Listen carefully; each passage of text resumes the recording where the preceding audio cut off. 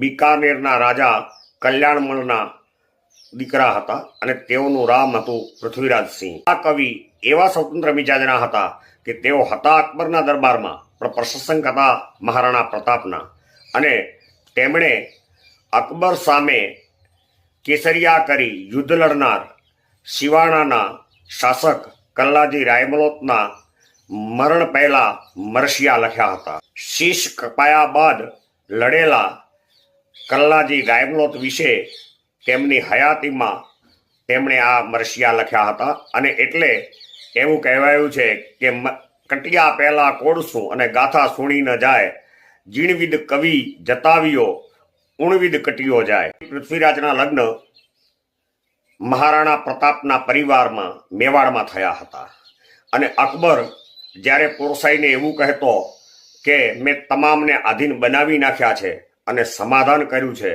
ત્યારે પૃથ્વીરાજજી બેઠા બેઠા મૂછો મરડતા હતા।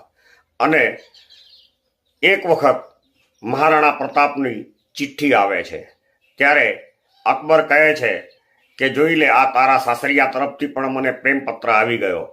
ત્યારે પૃથ્વીરાજજી કહે છે કે મને ચિઠ્ઠી જોવા દો, કદાચ એ નકલી પણ હોઈ શકે।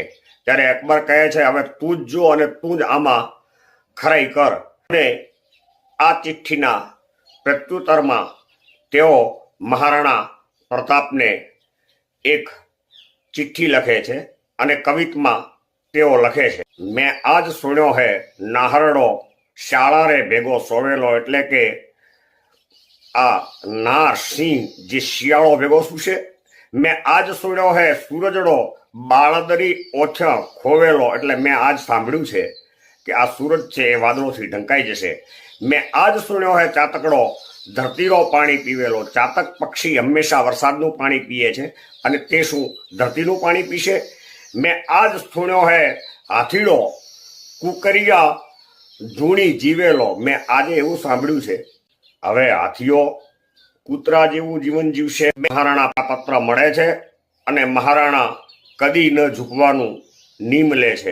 આ સંદર્ભે વધુ ઐતિહાસિક વાતો જાણવા માટે ચેનલને સબસ્ક્રાઈબ કરો અને બેલ આઇકોન દબાવો, જેથી આ તમામ ઐતિહાસિક વિડીયો જોવા મળી રહે।